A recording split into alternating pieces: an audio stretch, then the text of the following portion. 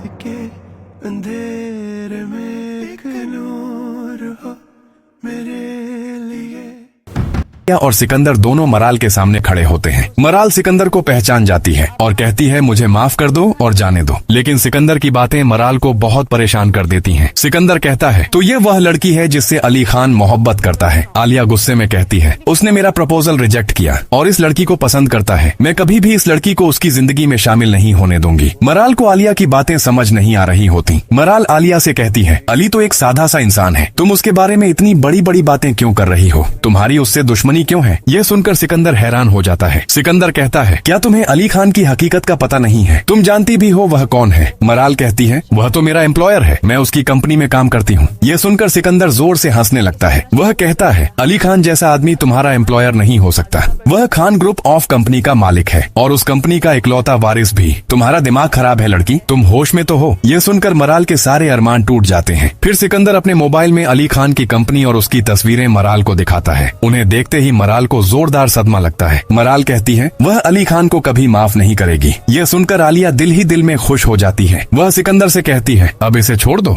हमारा काम हो गया। सिकंदर को समझ नहीं आता लेकिन वह आलिया की बात मान जाता है। जैसे ही मराल घर पहुंचती है अली खान फौरन वहां आ जाता है। अली खान मराल के लिए बहुत परेशान होता है। वह पूछता है कि जो कुछ हुआ उसके पीछे कौन है, लेकिन मराल अली खान को जोरदार थप्पड़ मार देती है और कहती है तुम खान ग्रुप ऑफ कंपनी के मालिक हो, फिर तुमने मुझसे इतनी बड़ी सच्चाई क्यों छुपाई? तुम इतने बड़े आदमी थे। अली खान कुछ बोलने की कोशिश करता है लेकिन मराल उसे अपने घर से निकाल देती है और कहती है वह अली खान को कभी माफ नहीं करेगी। अली खान बहुत परेशान हो जाता है। इसी दौरान उसे पता चलता है कि इस सब के पीछे आलिया का हाथ था। वह फौरन आलिया से मिलने जाता है और उससे पूछता है कि उसने यह सब क्यों किया। आलिया कहती है जो होना था वह तो हो गया, तुमने मुझे रिजेक्ट किया था, अब मैं तुम्हें तुम्हारी मोहब्बत के हाथों जलील करवाऊंगी। मैं भी देखती हूँ वह तुम्हें कैसे कबूल करती है। अली खान गुस्से में कहता है मैं सब कुछ ठीक कर लूंगा लेकिन तुम्हें कभी माफ नहीं करूंगा। दूसरी तरफ आलिया सिकंदर से कहती है अब अगली चाल तुम्हें चलनी है। वह सिकंदर से कहती है तुम मराल के घर रिश्ता भेजो और उससे अपनी मंगनी करवाओ। मराल जिस सदमे से गुजर रही है वह जरूर जज्बात में आकर फैसला करेगी और खुद अपना नुकसान करेगी। ये सुनकर सिकंदर खुश हो जाता है और अपने बाप को मराल के घर रिश्ता लेकर भेज देता है। लेकिन जैसे ही इस बात का पता अली खान को चलता है वह फौरन सिकंदर के बाप के पास पहुंच जाता है और कहता है आप मेरे साथ दुश्मनी मोल ले रहे हैं और इस दुश्मनी की कीमत आपको बहुत भारी चुकानी पड़ेगी। सिकंदर का बाप डर जाता है। वह अली खान से कहता है मुझे माफ कर दो, मुझे पता नहीं था मेरा बेटा यह सब तुमसे बदला लेने के लिए कर रहा है। लेकिन सबसे बड़ी रुकावट अब भी मराल की जिद होती है जो अली खान को माफ नहीं कर रही होती। अली खान बहुत परेशान हो जाता है कि आखिर मराल को कैसे मनाया जाए। वह अपनी दादी को मराल के घर भेजता है लेकिन जैसे ही उसकी दादी मराल की माँ के सामने बैठती है एक बरसों पुराना राज खुल जाता है। अली खान की दादी को पता चलता है कि अली खान जिस लड़की से मोहब्बत करता है वह उसी की नवासी है। यह सुनते ही वह उठकर वहाँ से जाने लगती है लेकिन तभी मराल की माँ अपनी माँ के कदमों में गिर जाती है और रोते हुए कहती है मामा मुझे माफ कर दीजिए, बरसों पुराने फैसले की इतनी बड़ी सजा मत दीजिए। मैं बहुत मुश्किल से आपके बिना अब तक जीती आई हूँ, अगर अब आप चली गयी तो मैं जी नहीं पाऊंगी। रात के